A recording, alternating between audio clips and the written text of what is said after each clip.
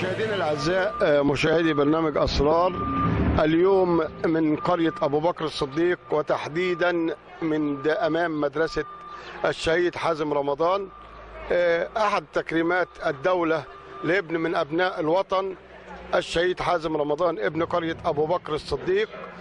تم اطلاق اسم الشهيد على المدرسه التجريبيه للغات بابو بكر الصديق، واليوم يتم افتتاح هذا الصرح تخليدا لاسم شهيد قرية أبو بكر الصديق وشهيد الوطن.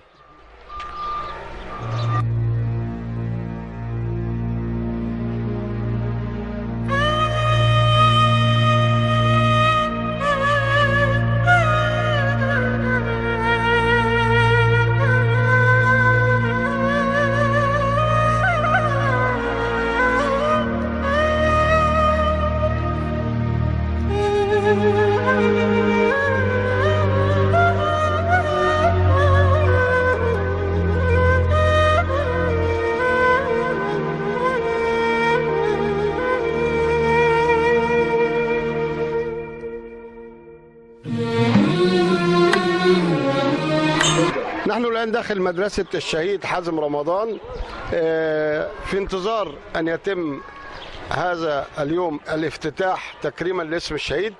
نبذة صغيرة عن الشهيد حازم رمضان. الشهيد حازم رمضان رزق البطوي هو ابن من أبناء قرية أبو بكر الصديق، استشهد أثناء إحدى العمليات أثناء قيام رجال القوات المسلحة بعمل بعض المداهمات على أوقار العناصر الإرهابية، ويتم في لحظة انفجار أحد الألغام في القوات المصرية، ويكون ضحيتها الشهيد حازم رمضان ابن قرية أبو بكر الصديق. عايز أقول لكم حازم هو واحد من ولادنا. أنا واحد من الناس حضرت مشهد جنازته، أنا جبته من مستشفى القصاصين أنا وعمامه. شفنا الحزن في عيون رجال الشرطة اللي فقدهم، رجال القوات المسلحة اللي فقدهم ابن من أبنائهم، وشفنا في نفس الوقت الفرحة لأن من مات شهيدا فهو عند الله يحتسب في الجنة. شفنا، أنا لو وصفت مش هعرف أوصف، ولكن عايز أقول إن النهاردة إحنا بنتكرم كلنا كأهل أبو بكر الصديق، كأبناء قرية أبو بكر الصديق، كلنا بنتكرم النهاردة بعد إطلاق اسم الشهيد حازم على هذا الصرح التعليمي بقرية أبو بكر الصديق.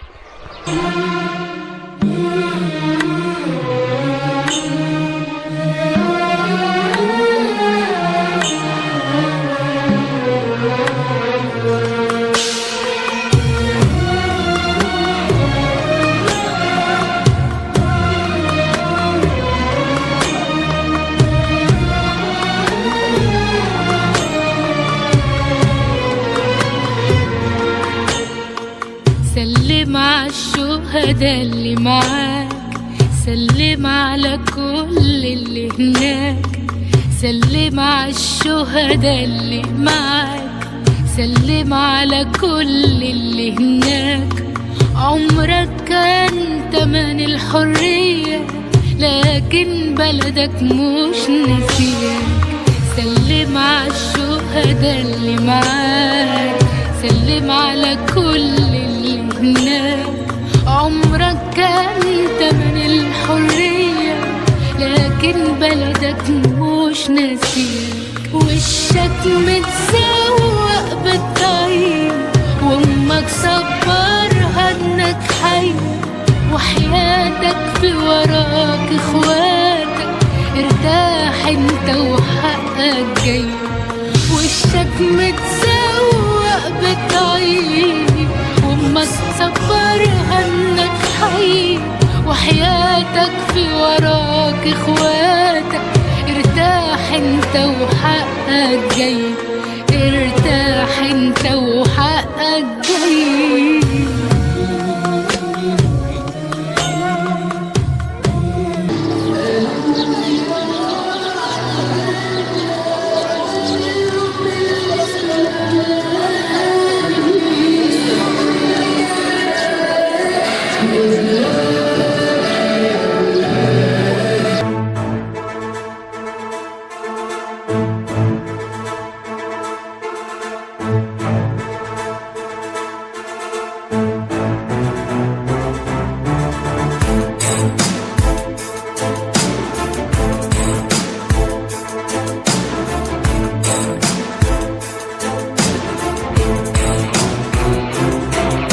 مالوش في الدنيا دور مهما السنين تدور، ناس تعيش وتموت منافقة وغيرها واقفة وماسكة نور، ناس تموت لاجل التراب وناس تفدي السراب، فيه الأناني واللي باني قصاد عدوك ألف سور، ناس للأسف ملهاش شرف وناس شجاعة وليها أصل.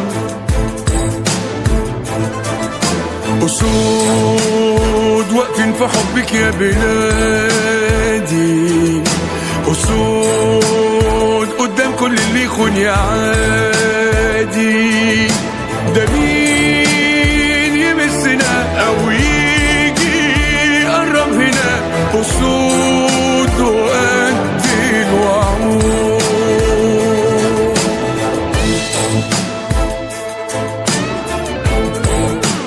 طب قسما بالله اللي هيرفع السلاح في البلد دي في وش الجيش لا هشيله من فوق وش الارض. الخاين دايما جبان في الضلمه يخاف يبان، في الصمود كان اخره صوت عالي ورا البيبان، وانت معروف من زمان ابن البلد اللي كان دايما حاميها كأن ليها سيف وسلاح امان، واختيارك تحمي دارك ليه تمن وما كانش سهل.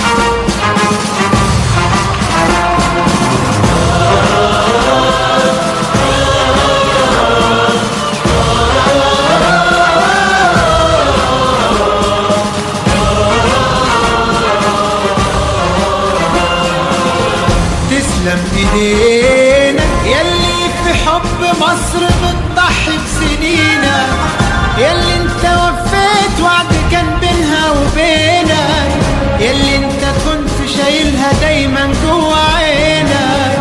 تسلم ايدينا يلي انت شايل هم بلدك فوق كتافك، كل اللي عرفك واللي قبلك واللي شافك بيدعي باسم مصر ليك الله يعينك. تسلم ايدينا يلي في حب مصر بتضحي بسنينك، يلي انت وفيت وعد كان بينها وبينك، يلي انت كنت شايلها دايما جوا عينك. تسلم ايدينا يلي انت شايل هم بلدك فوق كتافك، كل اللي عرفك واللي قبلك واللي شافك بيدعي باسم مصر ليك الله يعينك.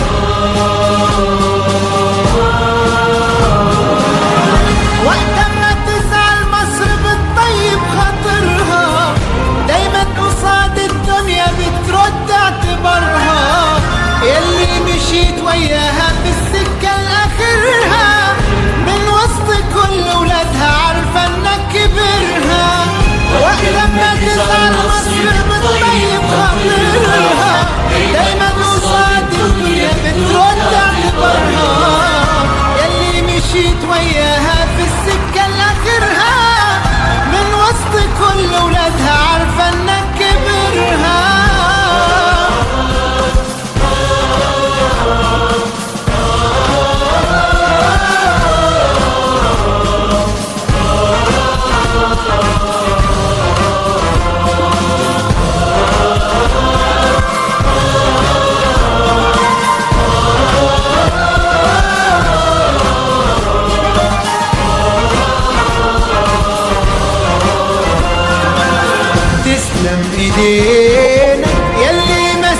تسيبش مصر ابدا وقت دقيقة، ياللي انت ما تخلتش عنها لو دقيقة، ياللي انت شايف مصر في عينيك الحقيقة.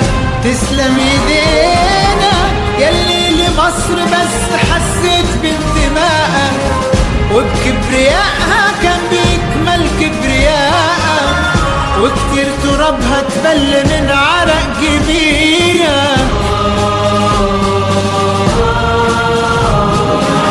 وقت ما تزعل مصر بتطيب خاطرها، دايما قصاد الدنيا بترد اعتبارها، ياللي مشيت وياها في السكة لآخرها، من وسط كل ولادها عارفة انك كبرها. وقت ما تزعل مصر بتطيب خاطرها، دايما قصاد الدنيا بترد اعتبارها، ياللي مشيت وياها في السكة لآخرها، من وسط كل ولادها عارفة انك كبرها.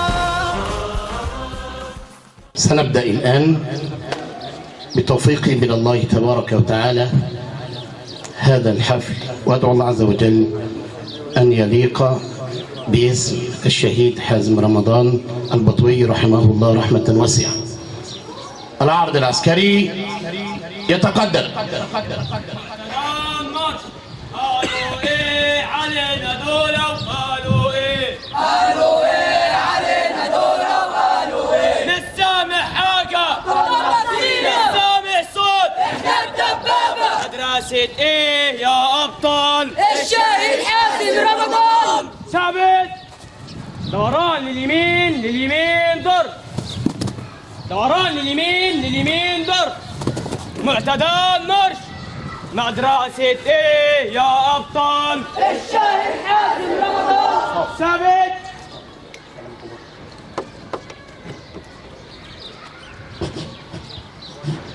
سلام الجمهوري لجمهورية مصر العربية. بسم الله، باسم كل شهيد سقط على أرض سيناء، باسم كل من تحمل في سبيل مصر عناء، نرفعك أيها العالم خفاقا في السماء. ارفع رايتك البيضاء نورا لمن حبوك، وارفع رايتك السوداء ظلاما لمن خانوك، وارفع رايتك الحمراء نارا لمن عادوك. دعونا نهتف سويا باسم مصر. الله أكبر، الله أكبر، الله أكبر، الله أكبر، الله أكبر. تحيا مصر، الله أكبر، تحيا مصر. بلادي بلادي بلادي، لك حبي وفؤادي. بلادي بلادي بلادي، لك حبي وفؤادي. مصر يا أم البلاد، أنت غايتي والمراد، وعلى كل أمان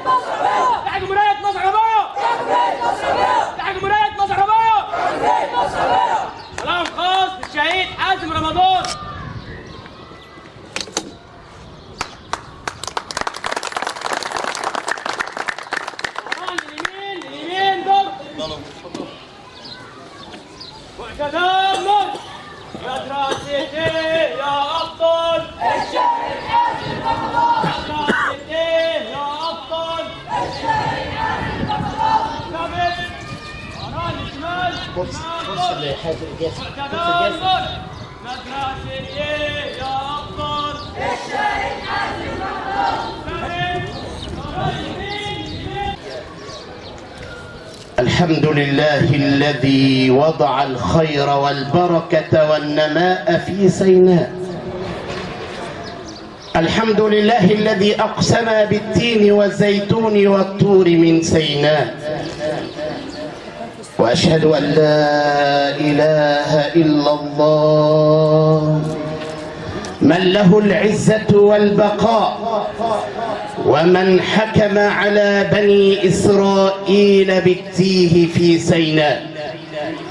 وأشهد أن محمدا سيد الأوفياء من أخبر بأن نجاتنا من يأجوج ومأجوج تكون بالتحصن في طور سيناء. أيها الحضور الكريم، نبدأ هذا الحفل بآيات من الذكر الكريم يتلوها علينا الشبل ابن هذه المدرسة جاسر محمد جمعة، فليتفضل. أعوذ بالله من الشيطان الرجيم. بسم الله الرحمن الرحيم. ولا تحسبن الذين قتلوا في سبيل الله أمواتا بل أحياء عند ربهم يرزقون فرحين بما آتاهم الله من فضله ويستبشرون بالذين لم يلحقوا بهم من خلفهم ألا خوف عليهم ولا هم يحزنون يستبشرون بنعمة من الله وفضل وأن الله لا يضيع أجر المؤمنين. صدق الله العظيم. والله قد احتار قلبي وقد عجز لساني عند الحديث عنك يا بلد. فمن أين نبدأ يا مصر الكلام؟ وكيف نلقي عليك السلام قبل وقفة الاحترام؟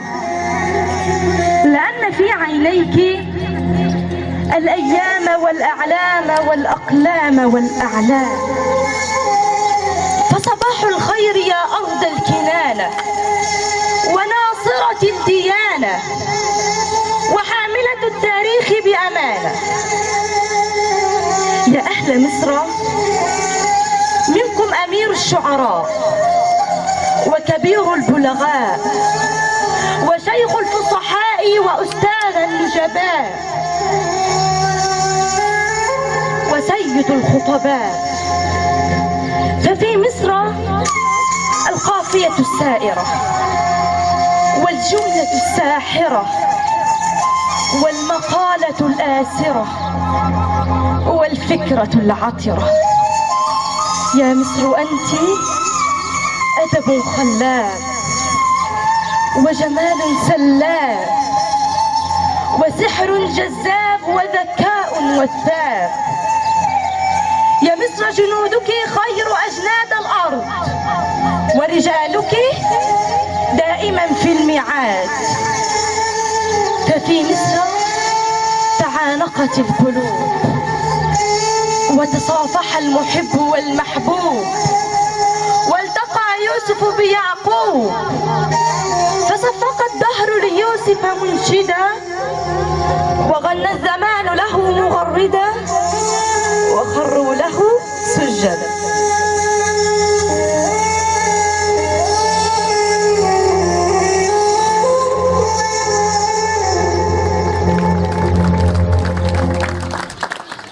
والآن مع كلمة القائد ورائد العملية التعليمية بإدارة النبوية التعليمية قائدنا القائد الأستاذ عماد داوود مدير عام إدارة النبوية التعليمية، فليتفضل مشكورا.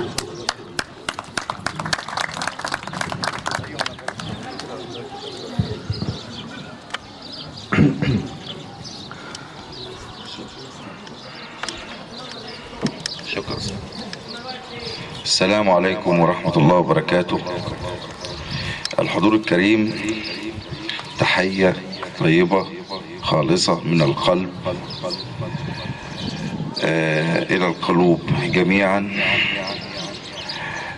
بداية أنقل لكم تحيات معالي وكيل وزارة التربية والتعليم الأستاذ يوسف الديب، واحنا موجودين نيابة عن سيادته دلوقتي لتنفيذ مراسم تغيير اسم المدرسة أبو بكر الرسمية لغات لتكون باسم الشهيد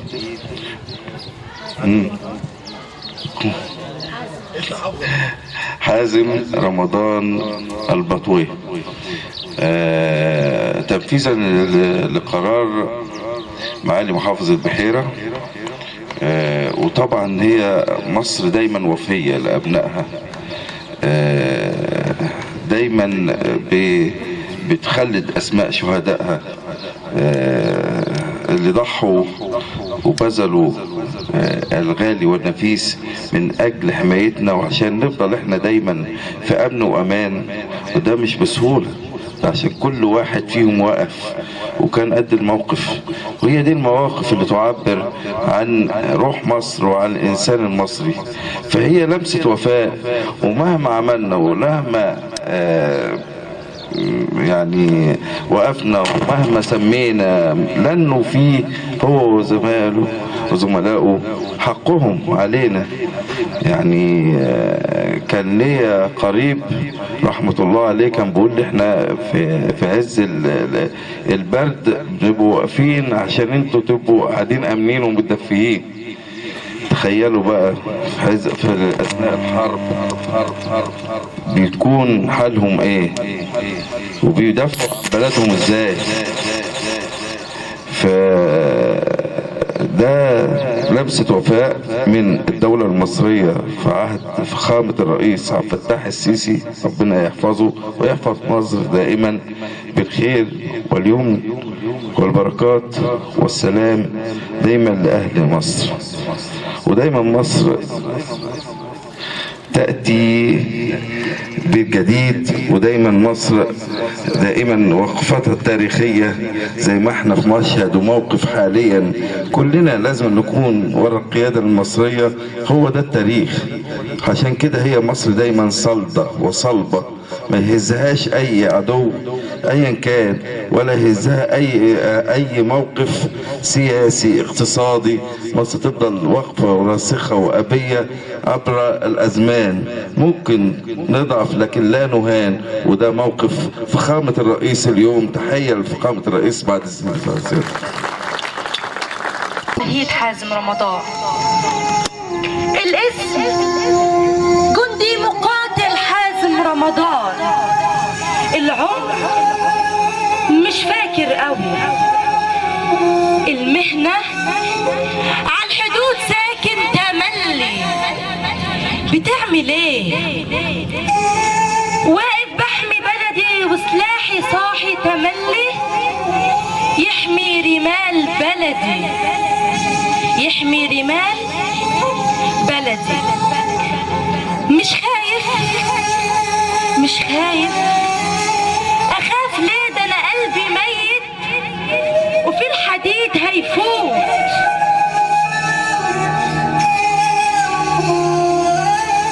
يا جدع يا جدع، ده انا تربية اسود.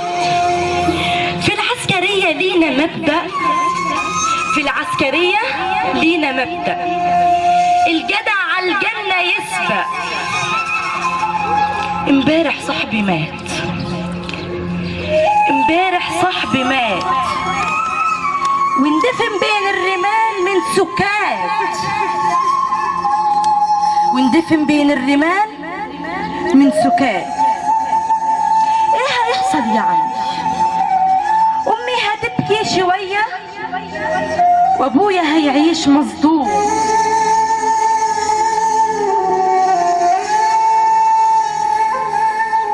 واختي هتبكي تملي لما تبص لسريري وفي ايدها بدلة غرقانة دم.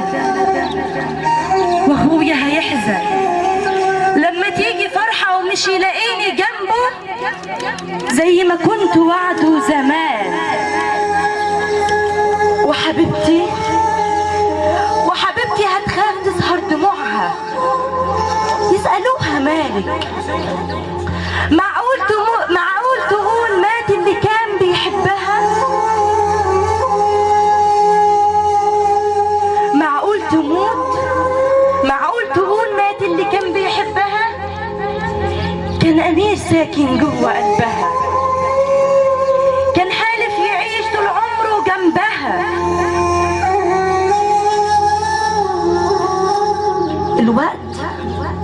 الوقت هينسيهم كتير، وانا في الجنة مستنيهم وهكون ليهم شفيع. سامحوني كلكم ومش بإيدي انا سبتكم، لكن بلدي نادتني وما اقدرش اسيبها لوحدها، وما اقدرش اسيبها لوحدها. ده انا اكتر واحد عارف اللي بيرضيها، من البحر اللي بترمي فيه سرها، من البحر اللي بترمي فيه سرها، وانا القلب اللي بتشكي ليه همها. من وقت الخطر الجندي اللي بتتحامى فيه، ايوه بتتحامى فيه، والحيطه اللي لو وقعت تسند عليها وعمرها ما تميل. انا الضابط،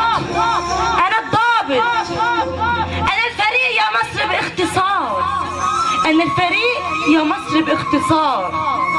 انا الشهيد ان شاء الله، انا الشهيد ان شاء الله.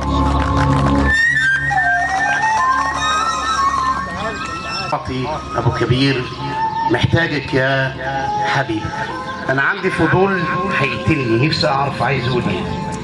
وأنا بستأذن الجميع بس والله ما شاء الله يعني عليهم، بس هي حركتنا جميعا يعني أدائها ما شاء الله حلو خلص مع الموسيقى هتخلونا يعني أنا قلت مع الرئيس هنبكي إحنا، فما شاء الله عليك وربنا يتم عليك، وعاوزين حاجات كتير كده يا أحمد بيه، فربنا يعني فلا بد نشكروها يعني، فلا بد نشكروها يعني، ولا بد من كده ولا بد نشكروها طبعا. ده حاجة كويسة. دي رسالة حازم فعلا لما استشهد واحد زميله قبل ما هو يستشهد. اللي احنا سمعناه من العمورة دي فعلا كانت رسالة حازم لما استشهد احد زملائه قبل ما يستشهد بفترة بسيطة، فكان كتب الكلمات دي وكان محتفظ بيها اخوه مصطفى، واحنا شفناها امبارح وصممنا ان الاستاذ احمد تلقى النهارده، وبنتنا الجميله هي اللي حركتنا فعلا. رحم الله الشهيد. الحكيمه وقياده المدرسه استاذه هند جزار، احنا متشكرين ليكي. كمان مجلس امناء المدرسه دايما على قدر الموقف دايما داعمين هنا. محمد المقدار شكرا لحضراتكم. مجلس امناء الاداره التعليميه موقر جميعا شكرا لحضراتكم على دعمكم الدائم. انا عشان ما بقاش انسى حد، بس فعلا الحدث اللي انتوا عملتوه والتنظيم الرائع انا سعيد وفخور بيكم، ودايما في المقدمه ودايما بندوا مثال رائع للعمل الجيد. شكرا لكم. وطبعا هسيب استاذ احمد يقدم الرئيس بطريقته. بداية بنقل تحيات معالي الوزيرة الدكتورة جاكلين عازل لحضراتكم جميعا، وحضور هذا الحفل الكريم ده شرف لأي حد مبدئيا. حفل تكريم الشهيد حازم البطوي. يعني أنا مش عايز أقول مكانة الشهيد إيه، يعني مكانة الشهيد عند ربنا مكانة عالية كلنا عارفينها، ولكن عايز أقول إن القيادة السياسية والدولة المصرية والشعب المصري بيقدر تضحية الشهيد بأرواحه في سبيل إن الوطن يعيش ونعيش في أمان وسلام. وإن شاء الله مصر عندها شهداء عشان البلد تعيش تاني.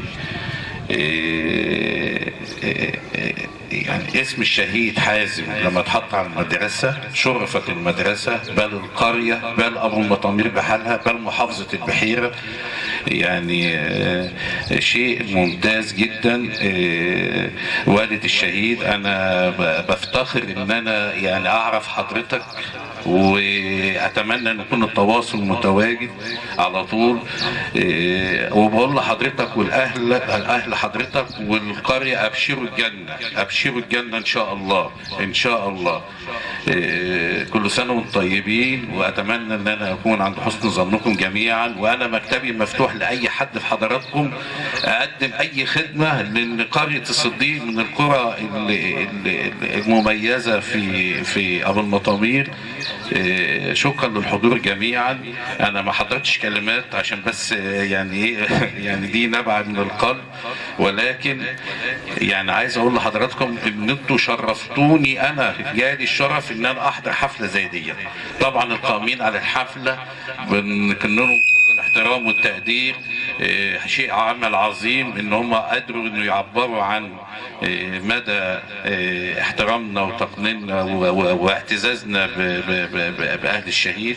فدي حاجة بسيطة سيادتك، إن الدولة بتخلد ذكراه، لأن بعد كده أبنائنا اللي جايين يعرفوا مين الشهيد حازم البطوي، مين هو الشهيد حازم البطوي، بطولاته، سيرته، وما شاء الله. يعني ربنا يجعل مسواه الجنة إن شاء الله، إن شاء الله. شكرا لحضراتكم جميعا، وكل سنة وانتم طيبين، وتحيا مصر، تحيا مصر، تحيا مصر.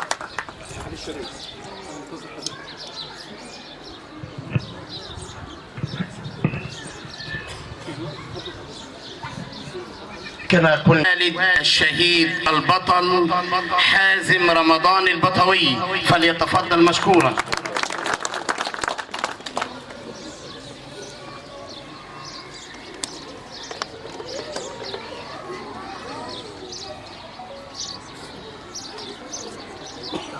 كما تشرف إدارة النبوية التعليمية بتقديم هذا الدرع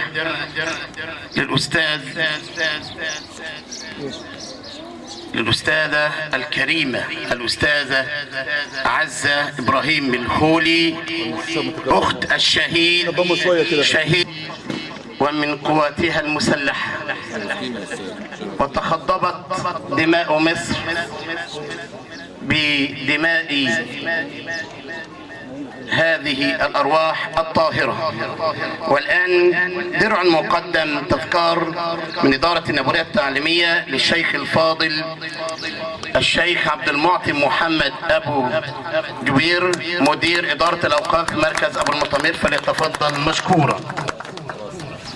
ومش هنورط سيادته، سمعته قد وعد حبيبه بهدية، وإذا لم تصل فأنا سداد يا سيدنا.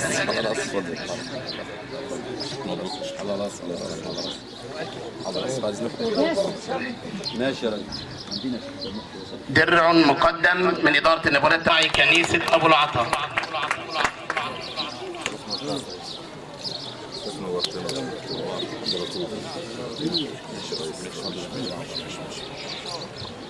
درع مقدم من إدارة النبوية التعليمية للشيخ الكريم الأخ، سمعته الطيبة دائما وأبدا سباقة، الشيخ عبد الرؤوف أبو قورة، فليتفضل مشكورا.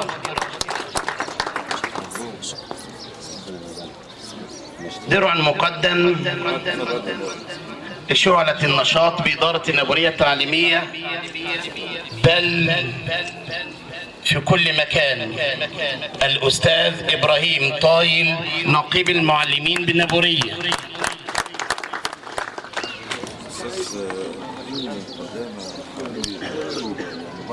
درع مقدم من إدارة النبورية التعليمية فيها خالص الشكر والتقدير للأستاذ والدي، تالي كده عرف نفسه، الأستاذ كمال القاضي، فليتفضل رئيس مجلس الأمناء بإدارة النبورية التعليمية.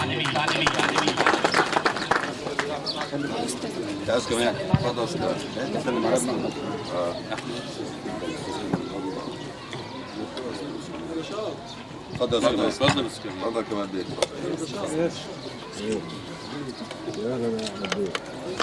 تذكار مقدم به خالص الشكر والتقدير إلى القمص تادوس أفامينا، ويتسلمه الأستاذ عصام عزام نيابة عن، فليتفضل مشكورا.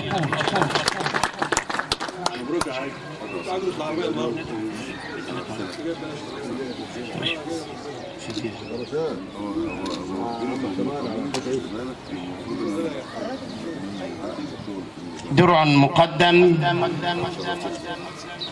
لحماة الوطن، لأمن الوطن وأمانه، للسيد العميد محمد ذكي مأمور مركز شرطة نابورية، وتسلموا عنه الأستاذ عماد، فليتفضل مشكورا.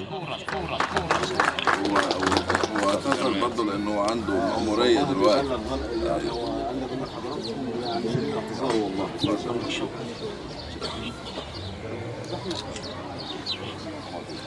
ماشي.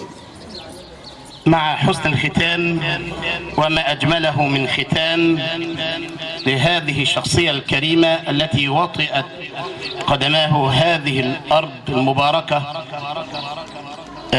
هذه المدرسة، مدرسة حازم الشهيد حازم رمضان عبد ربه البطوي الأستاذ الكريم، وشكر الله له هذه الكلمات التي سمعناها من الأستاذ عمر لبيب رئيس مجلس مدينة ومركز أبو المطامير.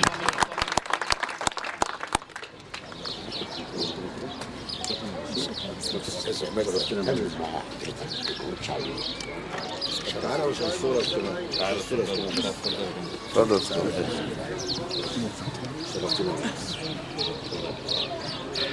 أشكر الحضور جميعا. أخيرا، ليس هناك ما يمكنني وصف الشهيد. الله مصر شعبا وحكومة وقيادة. أمين آمين يا رب العالمين، والسلام عليكم ورحمته وبركاته.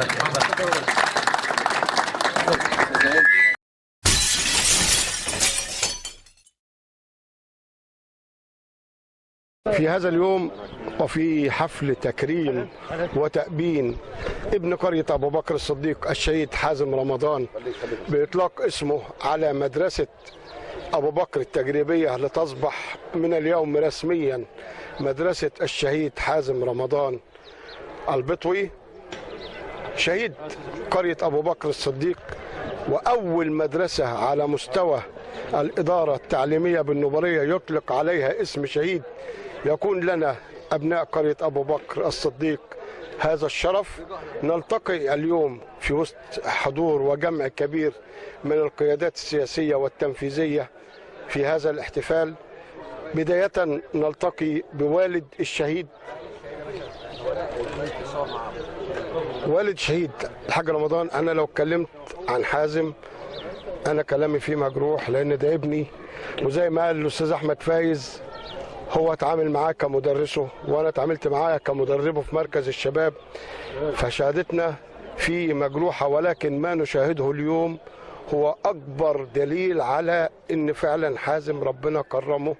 النهارده تقولي عن هذا اليوم؟ أنا مبسوط النهارده إن كرمت ابني، والسيد الرئيس وفى فعلا بوعده، وأشكر السادة اللي حاضرين بحالهم، وألف شكر للرئيس وألف شكر لأي حد جاهد في هذا، والحمد لله. أنا مبسوط النهارده والله يا أستاذ حافظ. إحنا اللي مبسوطين مش أنت، إحنا اللي مبسوطين لأن حازم حط قرية أبو بكر الصديق على مش عارف اقولها لك ازاي، نور هاله كبيره قوي في مصر بحالها. الله يكرمك، مشكورين بحالكم والله، والله مشكورين بحالكم والله استاذ حافظ، اشكركم بحالكم والله. هنكمل. ايمن مش هتقطع معايا، خليك معايا على طول. فضيله الشيخ، لا انا استاذن، بس انا في حاجه، ما احنا هناخد والله، بس في حاجه لفتت نظري لما سمعت الكلمه اللي القتها بنتنا رحاب احمد نصر الجندي، وانا قلت لحضرتك الكلمات دي حازم هو اللي قالها حازم هو اللي كتبها، وكان بيرسي فيها صديق وزميل له كان استشهد قبل منه بفترة. اللي انت حسيته اعتقد ان كلنا حسيناه، ولكن عايز اعرف احساسك انت. يعني الحمد لله والصلاه والسلام على رسول الله صلى الله عليه وسلم. يعني انا الحاج رمضان ولد اخونا حازم، يعني بنقول له ابشر اولا، يعني هنيئا لك، والكل واحد له شهيد ما انتقل الى جوار ربه، فبنقول له هنيئا لك، لا تحزن، ده هو عريس يعني، فهنيئا لك. والدوله اعتقد انه مات في 2017 شهر 27/12/2017، فيعني ما بتنساش ابنائها، ودي شيء كويس يحمد للدوله والقائمين عليها ان ابنائها اللي بيضحوا بكده، ده شيء مهم. الشعور اللي وصلني والله انا عبرت عن داخلي، ربما انا يعني افصحت واستطعت ان اتكلم مع بنتنا رحاب واولادنا كلهم، يعني حركتني صراحه. ومش الشهيد ده ابننا حازم، ده في شهداء تانيين موجودين معانا اعتقد في نفس المكان، فانا يعني بس فقط يعني حركتني، يعني عشت الكلمات، حسيت انه راجل يعني زي ابنائنا كلهم اللي بيحبوا بلدهم، راجل فاهم، سيبك من التعليم وسيبك ان الشهادات، لكن هو من جواه حابب وبيعبر على اللي جواه على صفحته او في اخر حياته، ودي ربنا اللي سكى على لسانه عشان يكتبها، عشان احنا نتذكرها بعد منه، وتاثر فينا لانها كانت صادقه، فوصلتنا، فما خرج من القلب وصل الى القلب، فوصلتنا كلنا مش انا لوحدي يعني. فانا اتكلمت، فربنا يرحمه ويسامحه ويبارك في كل الحضور، وده اقل شيء تقدمه الحضور لهم، فجزاكم الله. تحياتي لحضرتك. كنت ماشي في يوم في اسكندريه بعربيتي ومشيت على محور المحموديه. السيد الرئيس عبد الفتاح السيسي عامل حاجه وان كانت هي بسيطه ولكنها كبيره جدا. وانا ماشي الكباري اللي على ترعه المحموديه بصيت لقيت اسم الشهيد حازم رمضان على احد الكباري. تخيل بقى ان كام حد بيعدي، كام حد بيقرا له الفاتحه، وده كان اول تكريم اتعمل لحازم. موجود معانا النهارده النسيج الوطني، اخواتنا وشركائنا في الوطن، نتشرف بحضرتك وتقول يعني النهارده هتعرفنا بنفسك وتعرف مشاهدينا الكرام. قدس الجوز حبيب كان كنيسة البابا كرولوس السادس في غرب النوبارية في البحيرة. شرفت النهارده بان انا اكون في وسطيكم، وسعدت جدا بهذا اليوم الجميل.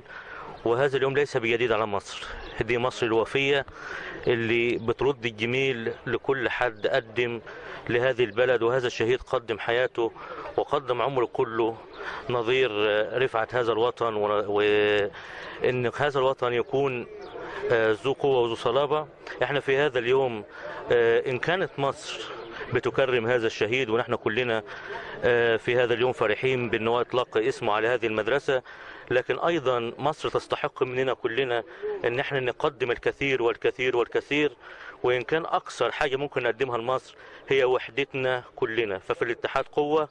كلنا إن كنا اتحدنا في هذا الوطن بقى شيوخ وأطفال ونساء ورجال ومسيحيون ومسلمون، هو ده قوة مصر في هذا الاتحاد. إن حافظنا على هذه الوحدة ستظل مصر شامخة، وتظل مصر أبية ضد أي عدو أيا كان قوته وأيا كان جبروته. في هذا اليوم بنقدم لمصر، نقول للقيادة الحكيمة للسيد الرئيس عبد الفتاح السيسي، نقول له بنشكرك على هذه اللمسة الوفاء لهذا الشهيد، وهذا ما اعتدناه من مصر في لمسات الوفاء لأولادها دايما. النهارده في أبو بكر أنا هقول إنها فرحة بقى، فرحة إن ابننا هو شهيد ومعروف منزلة الشهيد عند ربنا وعند العالم كله، ولكن اطلاق اسم الشهيد حازم رمضان على اسم مدرسة في أبو بكر تكريم لينا احنا مش ليكم انتوا.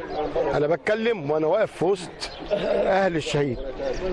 انا كلمت الحاج رمضان، هبدأ باتنين استأذنكم لان انا بعتبرهم اهلنا في القرية، عم خميس سرماح جد الشهيد وعم فرج جد الشهيد، هبدأ بيهم وبعدين هاخد من كل واحد كلمة. مش هتعرفونا مين حازم بس هتقولوا كلمة لحازم. عم خميس. ايوه ابوي، احتسبوا عند الله شهيد، وربنا سبحانه وتعالى يصبر اهله ويجعله من الشهداء النازلين عند ربنا بالخير ان شاء الله. عم فرج، ربنا يجعل بميزان حسناته ويرحمه ويسامحه. اعتقد ان اهلنا تحت امرك، اهلنا مش قاعدين معانا في القريه ولكن هم جم شرفونا في القريه النهارده. عايز تقول ايه؟ بسم الله الرحمن الرحيم. انا نعرف معنى الشهيد ومعنى الشهيد ازاي، لاني انا شايل زمايلي شهداء وحاضر حرب 6 اكتوبر. ما شاء الله، احد ابطال الحرب. ولدي شهاده تقدير من القياده العامه للقوات المسلحه، وبنقدر ازاي الشهيد، ويا ريت كلنا نكونوا شهداء فداء لمصر وارض مصر.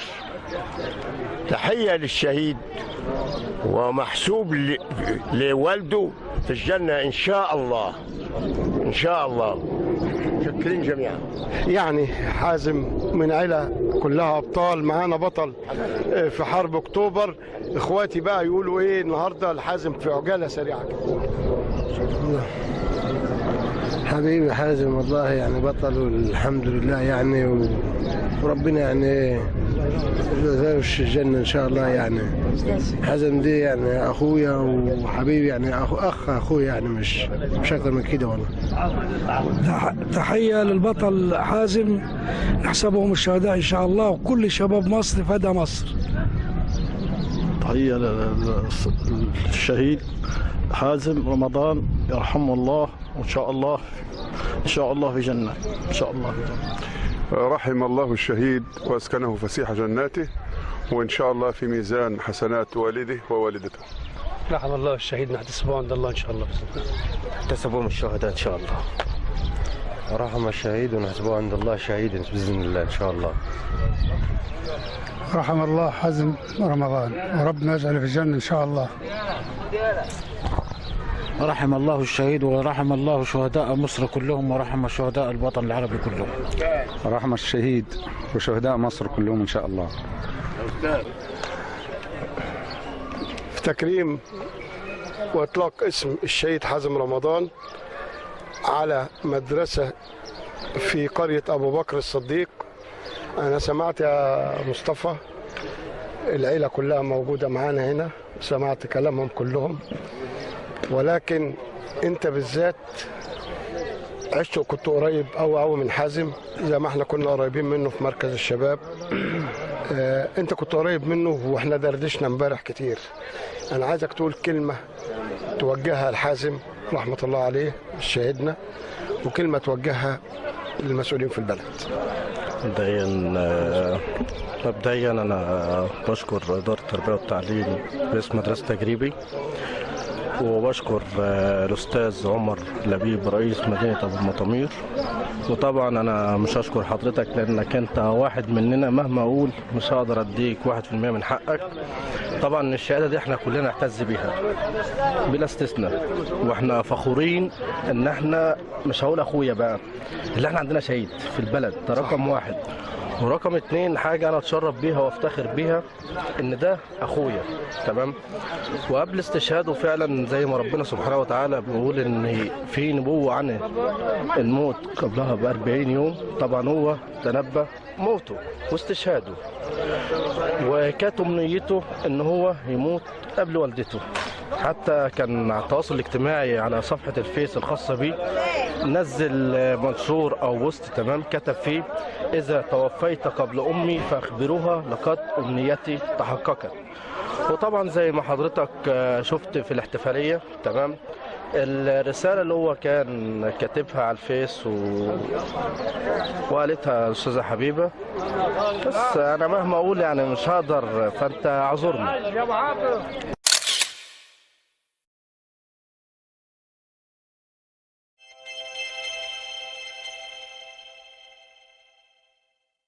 بنتابع معاكم النهارده. معانا بقى 2 من ولادنا، مدرسه ما شاء الله كلها نابغه، كلها متفوقين.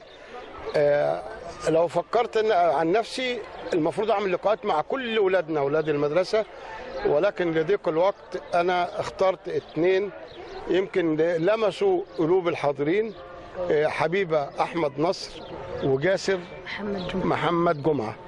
جاسر، تقول ايه عن اليوم النهارده في تكريم الشهيد؟ حابب نقول ربنا يرحم كل الشهداء، وهم برضو بيحموا بلدهم، واجب علينا اللي احنا نحمي مصر بلدنا وارضنا، ويرحم ويجعلهم من اهل الجنه ان شاء الله، ويرحمهم جميعا. واحنا واجب علينا اللي احنا نحمي وطننا دايما، ولازم كل واحد يبذل جهده ويبذل قصارى جهده عشان يرفع علم وطنه دايما ان شاء الله باذن الله. ان شاء الله. حبيبه احمد نصر، الكلمه اللي انت قلتيها دي كانت بتاعه الشهيد وانت وصلتيها للقلوب، يعني هو قال الكلمه وهو بيذكر فيها اسم احد زملائه قبل ما يستشهد، كان زميله استشهد، ولما انت قلت الكلمه وصلتي كلمه حازم للقلوب، تقولي ايه النهارده؟ أقول إن ده يعتبر أجمل يوم في حياتي، لأن فعلا الشهيد حازم رمضان ده ليه مكانة كبيرة جدا سواء في مجتمعنا أو سواء عند ربنا، فإن ممكن دي تكون أقل حاجة ممكن نقدمها ليه، ومهما عملنا ومهما قلنا مفيش حاجة ممكن نقدر نوصفها بيه. وإن شاء الله أنا أتمنى إن أي واحد فينا، أي واحد في مصر، إن هو يكون في مكانته، وأتمنى إن إحنا لو إحنا مش هنكون منتمين لوطننا، على الأقل نكون منتمين لمدرستنا، منتمين لمعلمينا، نحافظ على مستوانا في الدراسة، نجتهد بحيث نكون أفضل حاجة في المستقبل، ونكون شرف لمصر إن شاء الله. شكرا حبيبي، شكرا. سما، انت في رهبه ليكي كده، ايه الموقف النهارده بيعبر لك عن ايه؟ بيعبر ان هو يعني ليه مكانه كبيره قوي ما بيننا، وكله مهتم بيه، ان هو حاجه كبيره ما بيننا، واثر فينا جامد. انا شايفك كنت بتلقي كده، حاسه ان انت تعرفي حازم او كنت تتمني تعرفي حازم؟ كنت اتمنى ان انا اعرفه، لكن انا ما شفتوش قبل كده نهائي، او انا شفته بالصور بس اتاثرت بيه قوي الصراحه. النهارده حازم ده ليكي ولزملاتك، هو ابن من ابناء قريه ابو بكر، شاب من شباب القريه، عشان كلكم تبقوا عارفين مين حازم. ده احد شباب قريه ابو بكر الصديق، كان موجود في وسطنا هنا، كان بيلعب كوره مع زمايله. لما جات له فتره التجنيد لبى نداء الوطن وراح، وكان افضل تكريم له انه يموت وهو شهيد دفاعا عن الوطن. ده حازم رمضان يا اولاد. ايضا بنكمل معاكم النهارده في احتفاليه اطلاق اسم الشهيد حازم رمضان على احد المدارس بقريه ابو بكر الصديق. معانا بقى 2 من بناتنا في احتفاليه النهارده، هتعرفينا بنفسك وتقول لنا رايك ايه في اليوم النهارده. اسمي جنى سعيد ابو صاحب، والاحتفال النهارده كان جميل قوي، وكنت مبسوطه قوي، وكان كل الناس عاجبيني، وادائهم كان حلو قوي. اسمي مريم اسماعيل عبد الرازق، والنهارده بجد كان اليوم جميل، ويا رب بس يكون اسمي، والاسم كان ما شاء الله عليه، كان هينور المدرسه كلها، والناس اللي كانت مشرفانا النهارده تشرفنا كل مره ان شاء الله. طب ولادنا بقى كلهم كده، انا عايز بصوت عالي كده تقولوا لي اسم المدرسه. شهيد حازم رمضان عبد ربه. مدرسه الشهيد حازم رمضان عبد ربه البطوي. تحياتي ليكم جميعا. أنا اسمي إبراهيم أيمن إبراهيم من قرية عباس العقاد، بس أنا موجود في مدرسة أبو بكر الصديق الرسمية لغات، واتغيرت باسماء الشهيد حازم رمضان عبد ربه البطوي، ونفتخر به. نفسي كمان نموت شهيد وندافع عن وطني. ولا تحسبن الذين قتلوا في سبيل الله أموات بل أحياء عند ربهم يرزقون. يرزقون. تعال.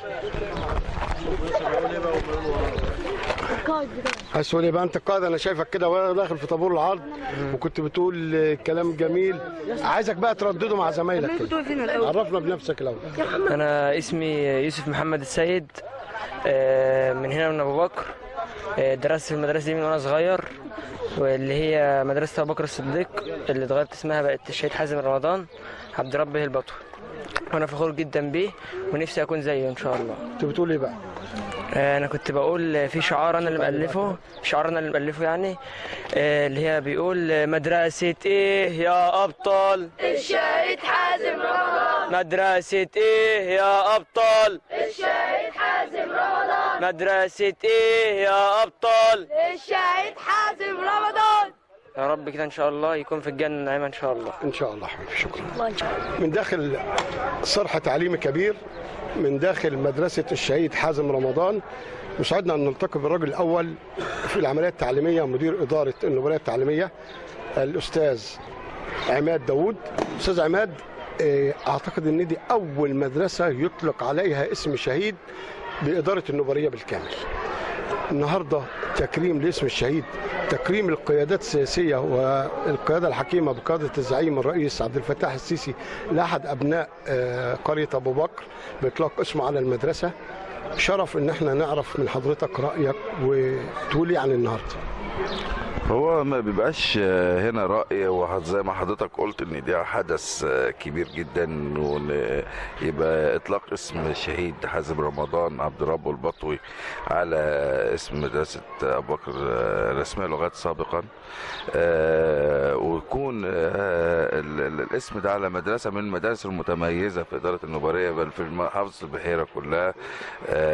فده شيء عظيم وشيء يعني يوصل الرسالة وتجيب على السؤال اللي حضرتك بتسأله، هو ايه شعورك والكلام ده كله. الدولة المصرية دايما بتقدر أبنائها الشهداء واللي ضحوا من أجل الوطن، واللي احنا بنقوله دايما ان احنا مهما عملنا ومهما أطلقنا أسماء فلن نوفي حق الشهداء، نوفيهم حقهم فيما بذلوه من جهد وتعب وعرق ودماء من أجل هذا الوطن. تحياتي لحضرتك، وان شاء الله يا رب نتمنى اداره النوبليه التعليميه في تقدم ورقي في عهد سيادتك. وانا بس عاوز اقول ان احنا موجودين هنا تنفيذا لقرار معالي محافظ البحيره دكتوره جاكلين عازر، ونيابه عن معالي وكيل الوزاره والاستاذ يوسف الديب والاستاذ محمد عبد اللطيف وزير التربيه والتعليم. بقدم التحيه لكل ابناء قريه ابو بكر وكل ابناء اداره النوبليه وكل ابناء ابو المطامير مركز ابو المطامير، وبخص بالذكر التحيه والتقدير لاهالي الشهيد البطل حازم رمضان البطوي. واللي عاوز اقوله في النهايه ان تحت قياده فخامه الرئيس عبد الفتاح السيسي صاحب الموقف الثابت في المحنه اللي تقوم بها اللي بتتعرض ليها مصر في هذه الاحداث، بقول رساله لجميع زملائي وابنائي ان لازم نكون صف واحد تجاه هذه العدوان وهذا الاغتيال المعنوي وهذا الضغوط، هذا الضغط الذي يمارس على القيادة السياسية والتنفيذية. لكن كلنا ثقة ان القيادة السياسية قيادة حكيمة وقادرة على استيعاب هذا الموقف، واحنا كلنا جنود من اجل مصر، كل مصر ميدان، كل مكان كل مكان موجود فيه جندي حتى لو لم يلبس البزة فهو جندي تحت امر الوطن في اي وقت. وعشان احنا دلوقتي بنعلن اسم شهيد على اسم مدرسة فبنقول لفخامة الرئيس سيادتك ما تقلقش، لو مات شهيد ففي 100 مليون شهيد موجودين مستعدين عشان الدفاع عن مصر ومقدرات مصر. ودايما تحيا مصر، ومتشكرين لحضرتك. تحيا مصر تحت قيادة الزعيم البطل الزعيم عبد الفتاح السيسي. واحنا بقى بنقول له برضه كمل يا ريس، كلنا شعب مصر احنا اكتر من 100 مليون. انت شفنا الاحداث اللي جرت في الفترة اللي فاتت لما لبينا النداء وكلنا رحنا على معبر رفح. يعني احنا بنقول مصر آمنة مش بجيشها بس، ده بجيشها وبوطنها وبشعبها وبشرطتها وبكل الناس المخلصة. تحية لكم جميعا ان شاء الله.